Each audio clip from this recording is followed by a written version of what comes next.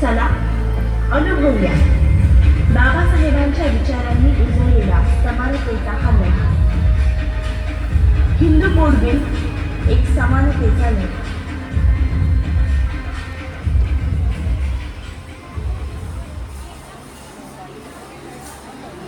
हा तो काळ होता जेव्हा स्त्रीचा आवाज दाबला जातो. तिचं आयुष्य तिच्या हातात नव्हतं. ती परंपरांच्या साखळ्यांमध्ये अडकलेली होती. ताई, काय झालं? काहीतरी बोल ना. माझा संसार संपला आणि माझं अस्तित्वही हरपलं. आज मी जिवंत आहे, पण माझं आयुष्य माझं नाही. माझ्या हातात ना निर्णय ना हक्क. मग मी जगते तरी कशासाठी? ताई, तू एकटी नाहीस. माझ्या डोळ्यात स्वप्न आहे, पण ती पूर्ण करण्याची मुभा नाही. मला सांगितलं जातं गप्प बस, घर सांभाळ. पण माझं मन मला विचारतं, माझं आयुष्य माझं नाही का? मी स्वतःचे निर्णय नाही घेऊ शकत का? मला पण शिकायचं आहे, पुढे जायचं.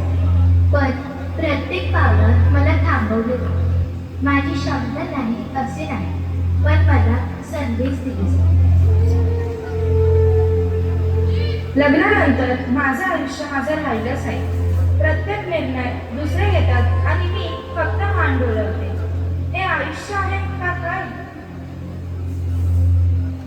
गरिबी, अपमान, अन्याय हेच माझे वास्तव आहे. पण याच्यापेक्षा मोठा प्रश्न आहे की माझा आवाज ऐकणारं कोणी आहे का?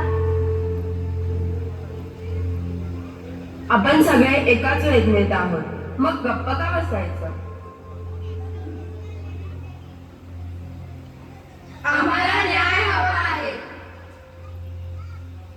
या अंधारात एक आवाज उठला, जो फक्त पाहत नव्हता तर बदल घडवत होता.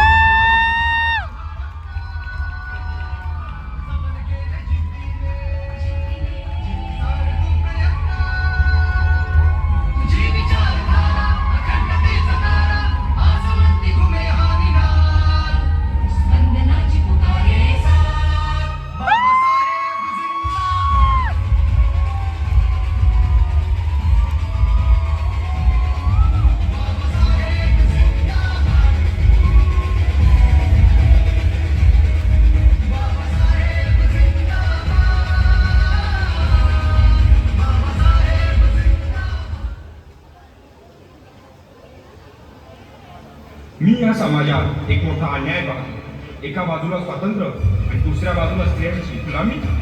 जो समाज स्त्रीला समानतेने वागवत नाही, तो समाज कधीच प्रगत होऊ शकत नाही. स्त्रीला हक्क देणे ही दया नाही, तो तिचा अधिकार आहे. स्त्रियांचा आवाज दाबला गेला, पण तो संपला नाही. तो आवाज बाबासाहेबांपर्यंत पोहोचला.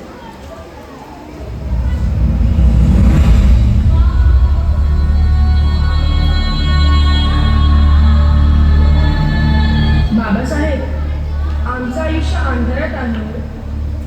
आमच्याकडे ना अधिकार आहे ना हक्क. आमचा आवाज कुणीच ऐकत नाही. आम्हाला समानतेने जगायचे आहे, पण समाज आम्हाला समानतेने जगू देत नाही. तुमच्याशिवाय आमच्यासाठी कोणी नाही. आम्हाला आमच्या आयुष्याचा निर्णय स्वतः घ्यायचा आहे. आम्हाला आमचं अस्तित्व परत हवं.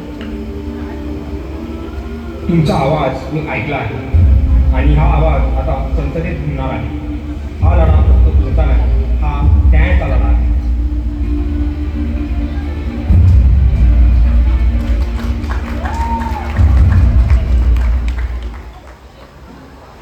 आता हा संघर्ष संसदेत पोहोचला. हिंदू कोड बिलावर चर्चा सुरू आहे.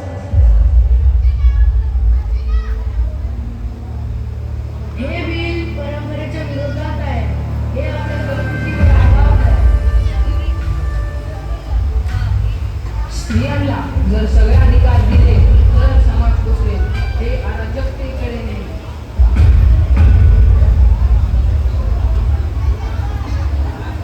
संस्कृती जर अन्याय शिकवत असेल तर ती बदलली पाहिजे. संस्कृती मानवासाठी असते, मानव संस्कृतीसाठी नाही. स्त्री ही वस्तू नाही, ही स्वतंत्र व्यक्ती आहे.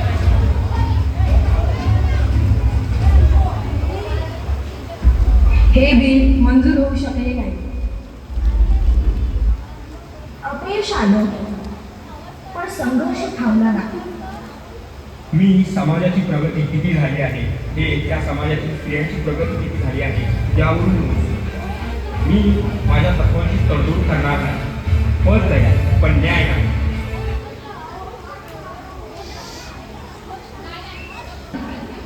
तो पुढे चालूच राहिला आणि अखेर न्यायाने विजय मिळवला. आज स्त्रियांच्या हक्कासाठी काही महत्त्वाचे कायदे लागू करण्यात येत आहेत. हिंदू विवाह कायदा 1955, हिंदू वारसा कायदा 1956, हिंदू दत्तक आणि पालनपोषण कायदा 1956, हिंदू अल्पवयीन आणि पालकत्व कायदा 1956.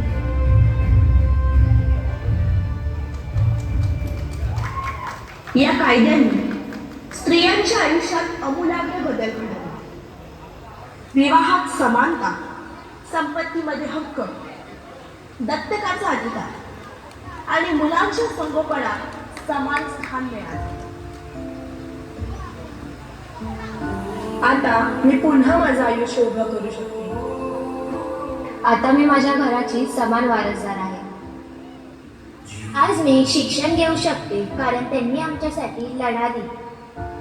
आता लग्न म्हणजे कैद नाही. माझं आयुष्य माझं आहे. आता माझा आवाज दाबला जात नाही. आता आम्ही फक्त सहन करत नाही तर आम्ही निर्णय करतो. तुमचा संघर्ष आमचा सामर्थ्य. आजचा काळ बदललेला आहे कारण बाबासाहेबांनी त्या काळात लढवलं. मी डॉक्टर. मला रुग्णांची सेवा करण्याची संधी ही शिक्षणानेच मिळाली. मी इंजिनियर. आज मी नवे जग घडवते कारण मला स्वप्न पाहण्याची मुभा मिळाली. मी वकील आहे. मी न्यायासाठी लढते कारण मला कायद्याने समानता दिली. मी जिल्हाधिकारी आहे. आज मी निर्णय घेतले कारण मला अधिकार मिळाले. मी सामाजिक कार्यकर्ते. आज आम्ही स्वतंत्र आहोत, सक्षम आहोत कारण बाबासाहेबांनी आमच्यासाठी इतिहास बदलला.